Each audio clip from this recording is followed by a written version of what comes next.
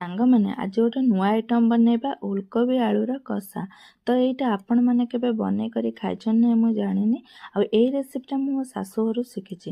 ତ ଚାଲନ୍ତୁ ରୋଷେଇଟା ଆରମ୍ଭ କରିବା। ପ୍ରଥମେ କଢ଼ାରେ କିଛି ଜଳ ଦେବା, ଲୁଣ ହଳଦୀ ଟିକେ ପକାଇଦେବା, ଛୋଟ ଛୋଟ ପିସ୍ କରିବି ଆମର ଓଲକୋବି ଆଳୁକୁ କାଟିଦେବା।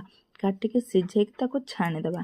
ତାପରେ ଆମେ କଢ଼ାରେ କିଛି ତେଲ ଦେବା, ଆଉ ତେଜପତ୍ରଟେ ଦେବା, ତାପରେ ଆମର କୁଚା ହେଇଥିବା ପିଆଜକୁ ଦେଇଦେବା।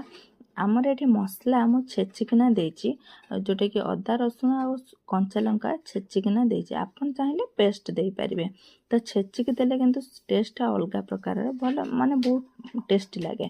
ତ ଦେଇସାରିଲା ପରେ ଏଥିରେ ଆମର ସ୍ୱାଦ ଅନୁସାରେ ଲୁଣ, ହଳଦୀ ଗୁଣ୍ଡ ଆଉ ଲଙ୍କାଗୁଣ୍ଡ ଦେଇଦେବେ। ଦେଇକି ଭଲ ଭାବେ କଷିବେ। ତାପରେ ଆମେ ଏଥିରେ କାଟିକି ରଖିଥିବା ଟମାଟୋ ଦେଇଦେବା। ଟମାଟୋ ଦେଇକି ଭଲ ଭାବେ କଷିବା।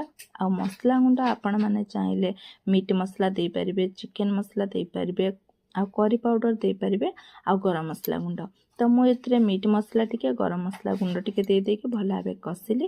କଷି ହେଇଗଲା ପରେ ଆମର ଓଲକୋବି ଆଳୁ ଯେଉଁ ସିଝା ହେଇକି ରହିଥିଲା ତାକୁ ଦେଇକି ଭଲ ଭାବେ କଷିବେ ଫେର। ତ ହେଇଗଲା ଆମର ଓଲକୋବି ଆଳୁର କଷା। ଏଥିରେ ହେଇଗଲା ପରେ ଟିକେ ଆମର ପାନ ମସଲା ପତ୍ରକୁ ଦେଇଦେବେ।